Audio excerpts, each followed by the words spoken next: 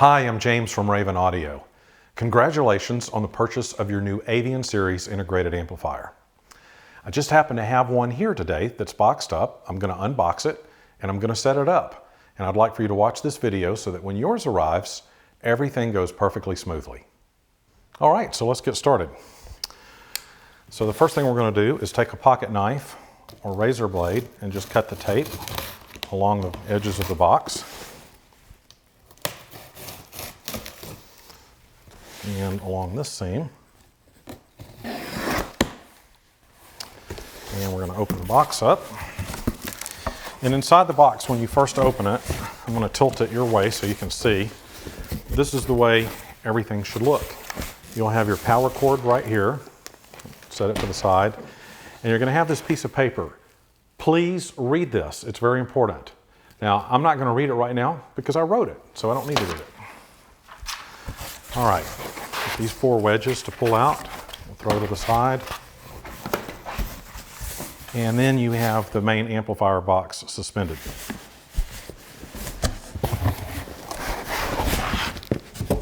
Lauren, would you take this box over here? Thank you. And now we're going to open this one up the exact same way.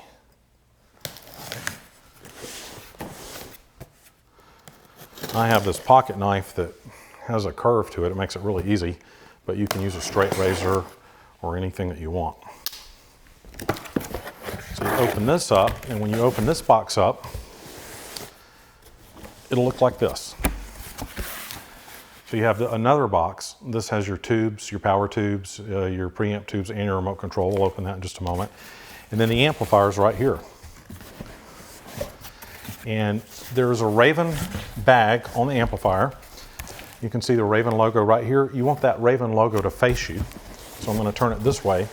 And if you take your fingertips and stick in on the side of the amp, there are handles on the amp. And you can just pull it right out like that. Here's that. And I'm going to set the amp here and we'll go through it. First of all, we're going to open the little white box, and it has your preamp tubes, and they look like this, and they're labeled according to which tubes that you ordered. It'll say for row 1, row 2, row 3, etc. I'm going to set those right there. Here's your remote control, and here are the power tubes. Now this part is very important. The power tubes are in sets, and we put stickers on the end. There are red stickers on one set and white stickers on the other set, and they're also rubber banded and they're separate. We also put stickers on the tubes themselves, so even once the tube is out of the box, it still won't get mixed up. So 2 of the tubes have red stickers and 2 of the tubes have white stickers. And what you do is you put the color like red on one side of the amp. So you'll have both red ones on this side. Let's go ahead and do that. Take the amp out of its bag and just slide it out. Lauren. All right. Now to the fun part. We're going to go ahead and put the power tubes in. Now this is very important, and this is where some people make mistakes.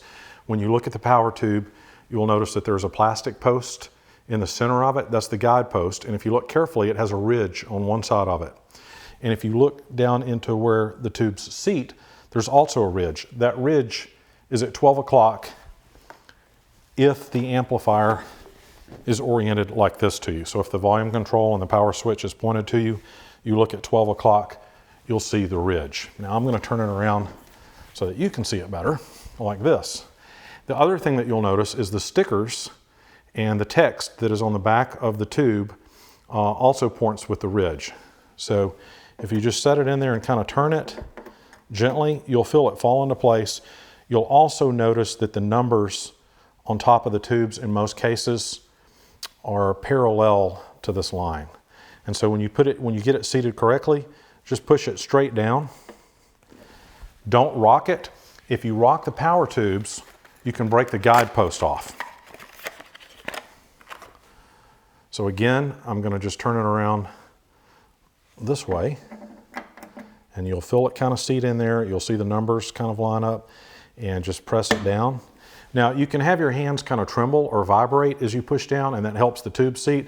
You just want to be careful to not rock the tube back and forth, because you will break the guide post off. And that is a problem. So I'm going to open the other set of tubes here. And these have white stickers on them. Now, if you ordered an Osprey from us, not only will the tubes have white stickers and red stickers, I will write F for front and B for back, and we match the tubes front and back. Even though the amp is auto biasing, when we do the initial bias of the amp, we use the set of tubes that you're going to receive. And so I go ahead and write F for the front tube and B for the back tube. So this is the front one. This is an Osprey. And just push it in. And we'll put the last power tube in. There's the ridge, I can feel it, and there's the sticker. So I'm going to point that towards the transformer cover, and it just goes right into place. I'll kind of clean up here, and we'll get to the preamp tubes. Now, in this particular case, we have Phillips tubes, and these are for row 1 and 2. I'm going to open these up. Now, you know that we sell most of our amps with new old stock. So these tubes range from 30 to 50 years old. And the boxes that the tubes come in, the tubes in most cases have never been taken out of those boxes. They're discolored. And we open the boxes and test the tubes, and so the boxes get messed up. In a lot of cases, we put them in newer boxes, and we put these stickers on it so it's easy to identify what tube it is. Not in all cases does that happen. So if you see a box and it looks like it's been opened or it's slightly torn, that's the nature of NOS tubes, new old stock tubes. So I'm going to go ahead and put these in row 1. Now on these tubes, there's a gap in the tubes. So there's 9 pins and there's a space for a 10th pin, but it's not there. So you'll see the gap, and we'll get a tight shot of this as well. And if you look straight down into the amplifier, you'll see that there's a place for the gap. If you set the tube in and kind of, if it goes in wrong, it sits like that, it doesn't quite sit. When it goes in the right place, you can feel it, and you just push it down. Now these tubes, you can rock slightly. They don't have a guide post, so you're not going to break that, but you don't want to rock them a lot.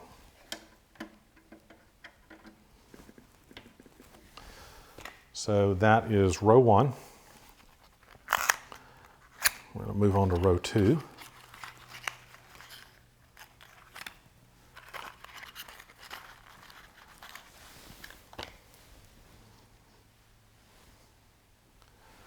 And same thing, same configuration.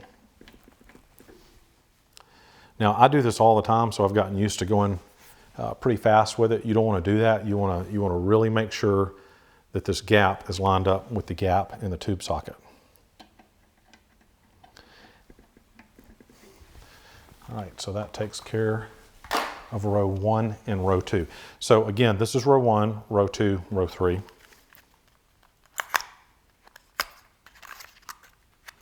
The other thing that you need to do before you receive your amplifier is you need to download the PDF file of the owner's manual and read through it as well. But when you receive your amplifier, whatever you do, make sure you read the piece of paper that is the warning sheet in the amplifier. Some of the things that it covers is, and a lot of people that have never had a tube amp don't know this, is you cannot power on your amplifier without speakers attached to it. It has to have a load, an impedance on the speaker terminals, and if you were to just put all the tubes in like we're doing right now and power on the amplifier, and it's not plugged into a set of speakers, within about 30 seconds you would burn your amplifier up most likely. Okay, with that last row 3 tube seated. So row 1, row 2, and row 3. Row 3 uses 12A U7 tubes, and row 1 and row 2 use 12A T7s. 12AT7s are a higher gain tube. You should never take a 12AT7 and use it in row 3 right here. But what you can do is you can swap different brands of tubes between row 1 and row 2. So in this configuration, I have Philips in row 1 and I have Brimar in row 2. I could easily take the Brimar out, put it in row 1, take the Philips out of row 1, put it in row 2, and have a different sound for the amplifier. And we have a lot of other videos and information about how you do that.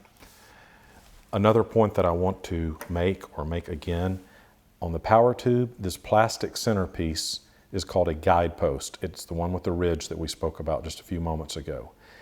If this is broken off and all you see are the metal prongs, do not use the tube, because there's a good chance that it will get misaligned in this hole, and if that happens, it will smoke your amp. And when I say smoke it, it usually won't destroy the amp, but it will burn a resistor that is inside of the amp, and a lot of smoke will come out of the amp, and it won't be usable until you send it back to us and we replace that resistor.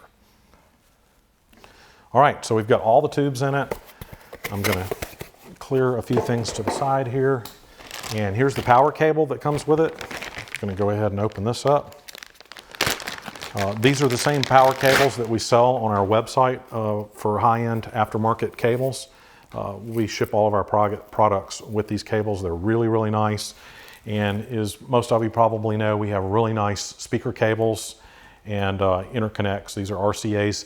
I already have these connected to a DAC, and it's playing music right now, so that when we set this amp up, we can just turn it on and hear music immediately. I've used a piano bench just to set the amp right here in between the two speakers so that you can see everything very nicely when we turn it on. So I'm going to go ahead and plug in the power cable right here. Set it on the floor. I'll move these cables aside. These cables are already connected to our speakers. We have some Corvus reference monitors on these stands that we're going to be using today. The other speakers that you see on the outer side are our Celeste. Check those out on the website. They're fabulous speakers. I'll just move the amp over here. Now, I don't normally have my living room configured with the amp on a piano bench between the two speakers. Everything normally sits over to the left side, but I thought for today, this might be a better way to show you how everything works. Warren, would you take this and just kind of move it over that way?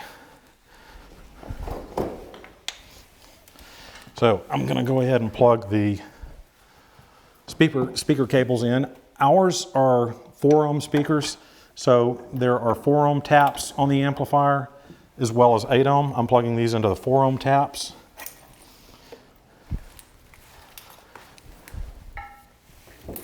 And get the right hand one done.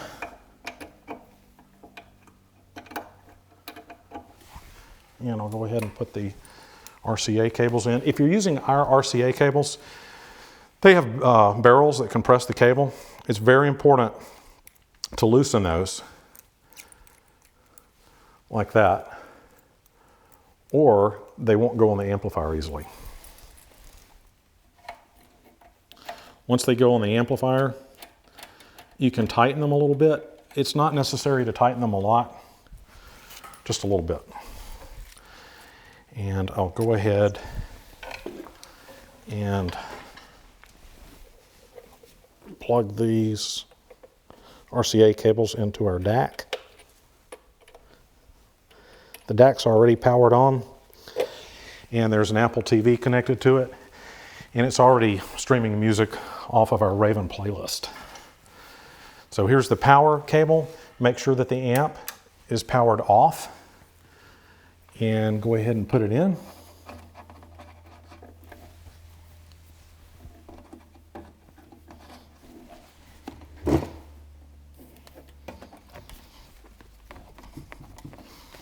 All right. So at this point, we have speaker cables connected. I have verified before I started the video that the speaker cables are firmly plugged into the speakers, and we have our RCA cables connected to source 1. We have the volume turned down. At this point, I'm going to go ahead and turn the amplifier on. When it turns on, you may see certain preamp tubes light up more than others faster. This is normal. It's not an indication that anything is wrong, so don't be taken back by that. Now, I would say that once you power the amp on, you should wait for at least 60 seconds before you turn the volume up and start listening to the music. So we're going to turn it up a little bit sooner than that because we've had it powered on for at least 20 seconds. So let's see what we have here. Ah, nice. Sounds fantastic.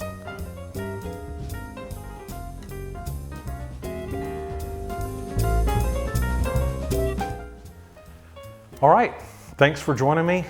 Remember, never power on the amplifier without speakers connected. Never power up the amplifier without all the tubes being inserted correctly. On the power tubes, if that guide post is broken, do not use the tube in the amplifier, and make sure that when you do put it in, that the guide post aligns with the cutout in the tube socket.